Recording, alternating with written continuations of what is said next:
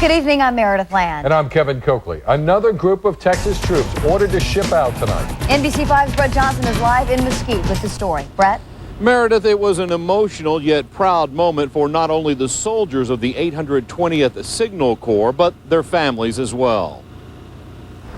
You will read about your moms and dads, your brothers and sisters in the history books, and the job that they did for America. With a patriotic pep talk aimed at the soldiers' families, members of the 820th Signal Corps prepare for deployment in the war on terrorism and Iraqi freedom. One of the things I got to mentally prepare and get my family mentally prepared for it also. But I mean, for going over there, I just got to do it. The 200 soldiers of the 820th will provide communication services for the U.S. military throughout the Middle East. Many are reservists being called up for active duty and an 18-month-long deployment. I think when we come back, we'll be a whole lot tighter group, and I think it'll be a good thing for all of us, learning experience. Sergeant Robert Clyde leaves behind a wife and 6 children.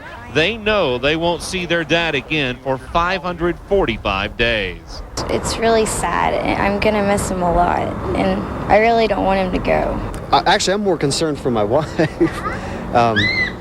being that she's got to be back here and deal with life and the home style here. It's probably the most emotionally draining, difficult time that I've ever endured, ever.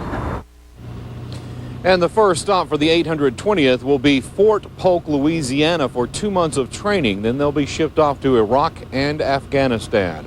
Reporting live, Brett Johnson, NBC5 Mesquite. Thousands of soldiers could be leaving Fort Hood under the Pentagon's base closing recommendations. The Army just added 5,000 soldiers to Fort Hood last year. But Friday's recommendations could send many of them to Colorado's Fort Carson. That would leave about 40,000 troops at Fort Hood, about the number it had 2 years ago.